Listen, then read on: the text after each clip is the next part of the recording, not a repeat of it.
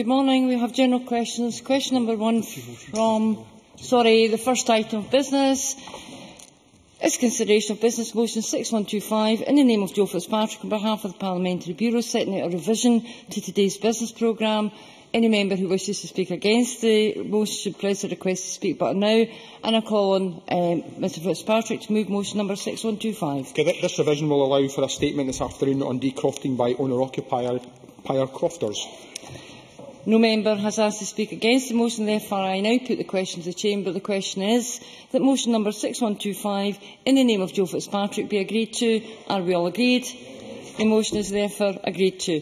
The next item of business is consideration of business motion 6124 in the name of Joe Fitzpatrick on behalf of the Parliamentary Bureau setting out a timetable for the Stage 3 consideration of the High Hedges Scotland Bill. Any member who wishes to speak against the motion should press the request to speak button now. And I call on Joe Fitzpatrick to move motion number 6124. Formally moved. No member is asked to speak against the motion, therefore I now put the question to the Chamber. The question is that motion number 6124 in the name of Joe Fitzpatrick be agreed to. Are we all agreed? The motion is therefore agreed to. We now come to general questions. Question number one in the name of Helen Eadie has been withdrawn. Mrs Eadie has provided me with an explanation and I am satisfied with that. Question number two, Stuart McMillan. Thank you, Presiding Officer. To ask the Scottish Government, in light of the possible impact on jobs and communities, what its position is on banks closing agencies and branches throughout the country. Cabinet Secretary John Swinney. Presiding Officer, the Scottish Government fully understands the impact on local communities of agencies and branch closures, and we are particularly concerned to ensure that any job losses are minimised. Through initiatives such as the Finance Sector Jobs Task Force and our Partnership Action for Continuing Employment, the Scottish Government works with relevant partners to provide effective support and any help to any staff facing potential redundancy. While the Scottish Government is unable to intervene in commercial decisions made by financial services companies, Scottish ministers engage regularly with senior representatives from the financial services industry in Scotland on matters of mutual concern, including maximising employment and ensuring access to finance. Stuart McMillan. I thank the Cabinet Secretary for that reply. The Cabinet Secretary will be aware that a number of banks have announced the closure of agencies and branches in the West of Scotland region, specifically in Gourock and Inverclyde and Alexandria in Western Bartonshire. This will mean that my constituents have to travel large distances, in some cases, to locate to other locations to find another suitable branch. Therefore, what further reassurances can the Cabinet Secretary actually provide my constituents that this liaison will actually continue so that the banks who actually are closing agencies or branches will actually do so, but with the most minimal effect they actually have upon its clients and customers? Cabinet Secretary. I quite understand the concerns that Mr McMillan is raising on behalf of his constituents. Clearly, there can be issues of genuine inconvenience that can be created for members of the public if there are bank branch closures and agency closures in localities. We would encourage, and we do encourage, the banking sector to maintain dialogue with local communities about the provision of accessible financial services support within communities. We do, of course, also encourage the provision of wider financial organisations to provide services within communities, particularly credit unions, and there will be in Mr McMillan's region a number of credit unions that provide accessible support and services to members of the public in their localities, and the Government is actively involved in discussions with representatives of that sector as to how we can develop further their presence within local communities. John Mason. Thank you, Presiding Officer. The Cabinet Secretary may be aware that RBS are planning to close another branch at Shettleston in my constituency, which would leave only one RBS branch for 70,000 people. Does the Minister share my frustration that a publicly owned company should be treating the public with such contempt? Cabinet Secretary. As I responded in my answer to Mr McMillan, that clearly bank closures in localities can have significant inconvenience for members of the public, and I would encourage banks, and I will certainly, in the light of the issues raised by Mr McMillan and Mr Mason, further have dialogue with the banks about ensuring that there is an accessible approach taken to the delivery of bank branch services.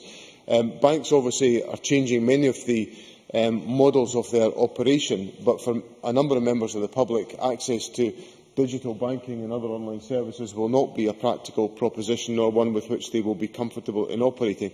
And we have to make sure, given the importance of access to credible and strong financial services in our communities, that members of the public have that access guaranteed, and I will raise those issues with the banks. Question number 3, Graham Day. To ask the Scottish Government what its position is on the continuing use of neonicotinoids. Minister Paul Wheelhouse. The Scottish Government's position on the use of neonicotinoids continues to be informed by scientific advice from the Advisory Committee on Pesticides, or ACP, and our scientists at SASA, Science and Advice for Scottish Agriculture. We know that high doses of neonicotinoids in laboratory conditions are harmful to bees, but we also know that real-life field conditions are different. That is why the Cabinet Secretary asked the ACP to urgently provide new advice on a review of field trials on bumblebees. The Scottish Government received that advice last night, and we will need to look closely at it and consider our next steps. Even when we have had time to thoroughly consider new scientific advice, it may not give us complete clarity. However, we also need to bear in mind the precautionary principle. Therefore, if in light of the new advice, the case for the EU's precautionary measures is strong, then I would want the UK Government to consider supporting them. Graham Day. Thank the Minister for that answer. It is, of course, essential that any decision on the future use of neonicotinoids should be based on sound scientific evidence. So can I ask the Minister if he is aware of the research carried out by Dundee University which suggests that neonicotinoids interfere with the brains of bees, and that there is a striking and concerning difference in honeybee survival rates between the east and west of Scotland? And can I ask if he accepts that the need to act to protect bee populations, not just from a biodiversity perspective, but also to safeguard Scotland's hugely important soft fruit sector, is becoming evident? Minister. Yes, ministers do agree there is a need for urgency in this matter. As the Scottish Government has just received late last night the advice it requested from the Advisory Committee on Pesticides, ministers will now need to consider this and other evidence, such as the Dundee study that Mr Day refers to, before commenting on their detail, and any implications for biodiversity or the farming sector. According to the last pesticide usage survey carried out on the soft fruit sector in 2010, growers used a neonicotinoid in their crops which was not one of the 3 neonicotinoids suspected to be of concern. However, the Scottish Government does recognise the impact on the farming industry, and will take this into account when establishing a final view on this issue. It is worth stating that only 1% of pesticide use in Scotland is in the form of neonicotinoids, largely because of our colder climate, meaning that fungal pathogens, rather than insect pests, are a greater threat to our crops. Claudia Beamish. Thank you, Presiding Officer. To ask the Minister if he can confirm whether or not the Scottish Government has had and intends to have any discussions with the UK Government over the EU proposal for the ban of 3 types of neonicotinoid pesticides, which, as the other questions have noted, are dangerous to bees when used on flowering plants. And this was stated in January by the European Food Safety Authority. Minister. I can certainly confirm that the Cabinet Secretary has had discussions with his counterpart Owen Patterson in advance of the European Council meeting, and discussions are ongoing. I can reassure the member that the Cabinet Secretary is committed to looking at this issue in depth and making sure that we have a considered view on the position we take going forward. Question 4, John Wilson. Thank you, Presiding Officer. To ask the Scottish Government what its position is on the findings of the Mental Welfare Commission for Scotland's report when parents are detained. Minister Michael Matheson. The Scottish Government notes with interest the various recommendations from the Mental Welfare Commission for Scotland's monitoring report when parents are detained. The report highlights some areas where the Mental Welfare Commission believes improvements could be made, such as increasing awareness of the duties under Section 278 of the Mental Health Scotland Act 2003, highlighting that care plans should take into account any possible impact on the patient's family, improving communication between the various professionals involved in a case and improving child-friendly resources. The Scottish Government is committed to ensuring that the effects of parental mental illness on children and families are mitigated as much as possible. We shall therefore carefully consider the recommendations in the report and whether there are any ways in which the Scottish Government can assist in promoting good practice. John Wilson. I thank the Minister for his response. As the Minister may or not be aware, residents in the Strathkelvin ward in North Lanarkshire receive health provision from Greater Glasgow and Clyde Health Board and not from NHS Lanarkshire. Can the Minister advise me on whether a review of the health boundaries would assist in the Government's commitment to fully integrate mental health provision and address the recommendations contained within the When Parents Are Detained report? Minister. Well, the services that Mr Wilson refers to that are provided by Greater Glasgow and Clyde should be in a similar level and of a similar nature to those provided within the area of NHS Lanarkshire's responsibility. This particular report highlighted some of the issues around Section 278 of the Mental Health Act 2003, and that provision within the legislation applies to all health board areas and local authority areas, and I would expect to see greater consistency in taking this forward, as has been recommended by the 7 recommendations contained within the report, and we will look at what further measures can be taken in order to ensure there is greater consistency across health board and local authority areas in applying this particular provision within the Mental Health Act. Question number 5, Dennis Robertson. Thank you, Presiding Officer. To ask the Scottish Government what it is doing to encourage supermarkets to stock more local produce. Minister Paul Wheelhouse. It is vitally important that the people of Scotland have access to the fantastic range of fine food and drink that we have right here on our doorstep.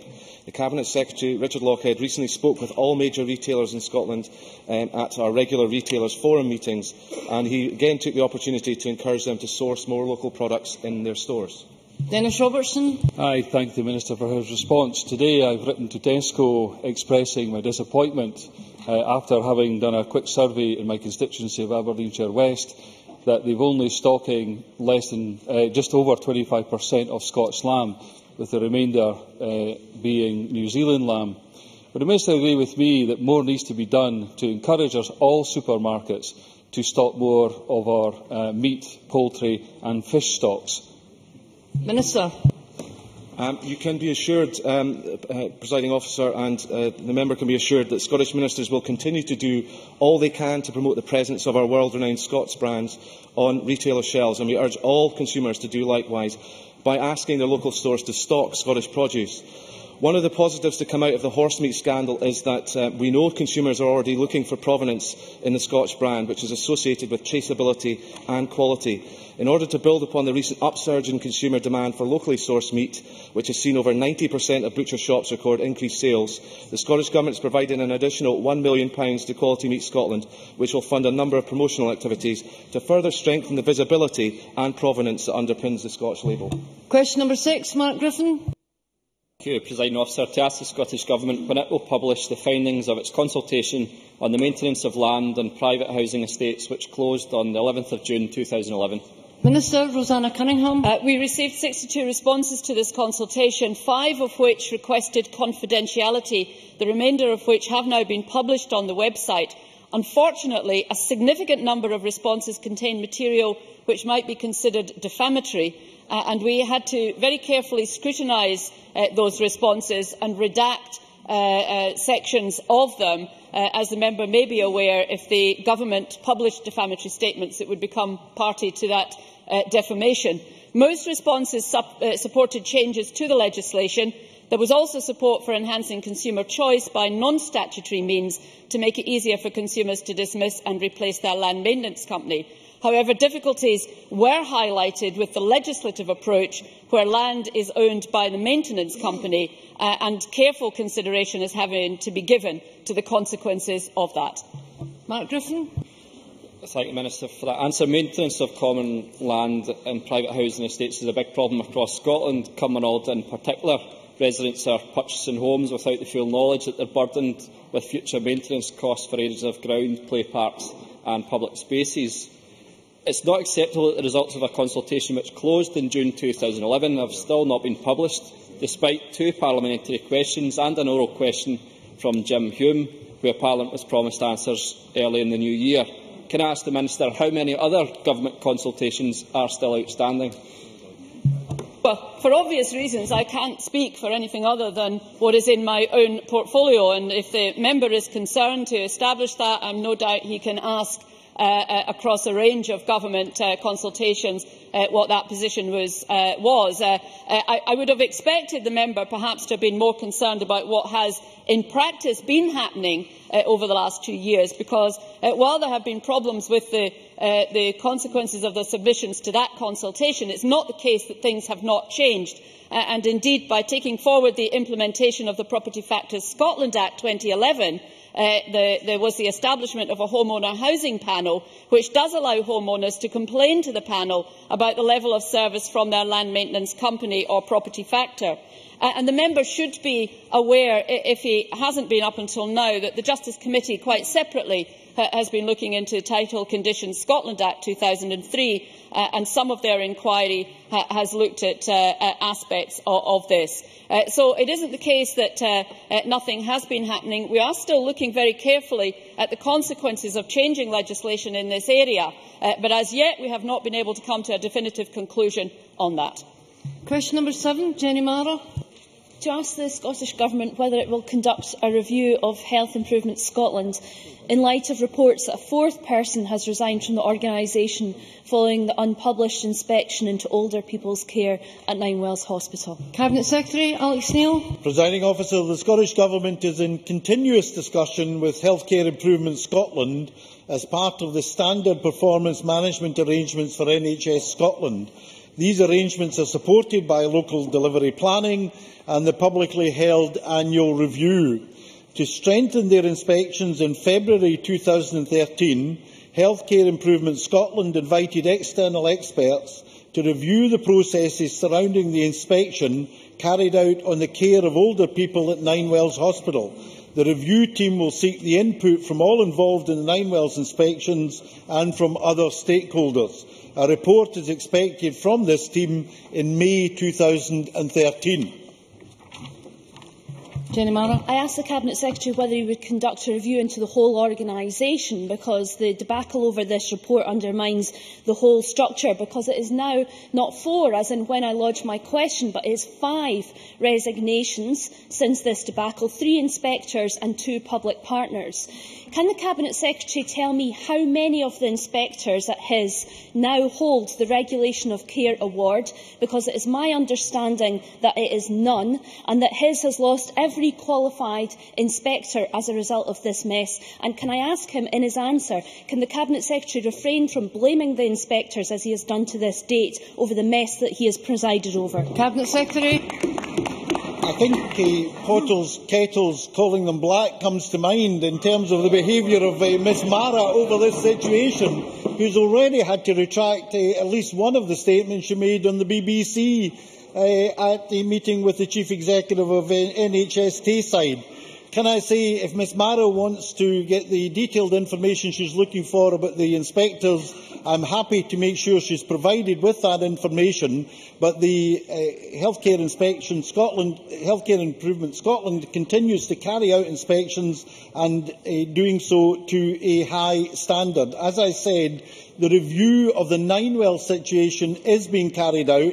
It's been carried out by a team of 3 people who are external to HIS, all of whom who are highly qualified: Audrey Cowie, David Cumming, Francis Dow, CBE, former Vice Principal of Edinburgh University and Chair of Review of Professionalism in Nursing and Midwifery. I think that's a strong team to carry out that review. We will listen to what that review has to say and learn the lessons, and I'm sure they'll come up with much better ideas than Jenny Mara. I can take question number 8 for Duncan McNeill. Of the questions and answers are very brief. To ask the Scottish Government when the Cabinet Secretary last met with the cashback partners and what was discussed. Cabinet Secretary Kenny McCaskill. Management and interaction with all of the cashback projects takes place through our delivery team at Inspiring Scotland. However, I meet regularly with individual cashback project partners up and down the country, and most recently I met with Screen Education Edinburgh, who are delivering a £25,000 Express Yourself filmmaking project for young people, and indeed this afternoon I meet with Basketball Scotland. The Cabinet Secretary to the report, the recently published report, the Cashback Communities Programme, which recognised, disappointingly acknowledged, that we do not know the extent of the impact of the programme on young people. Given that the Cashback programme has been running for 6 years and £30 million have been claimed by the partners, is it not scandalous that we don't know how that has helped young people to divert them from crime and antisocial behaviour? What will the Cabinet Secretary do to address those failings? Cabinet Secretary.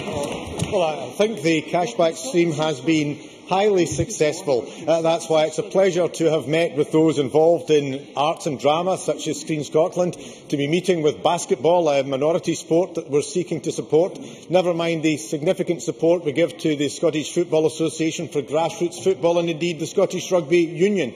And indeed I look forward to the opening of 3G pitches in Meadowbank and in Dumfries very shortly, all through the cashback project. Before we come to First Minister's questions,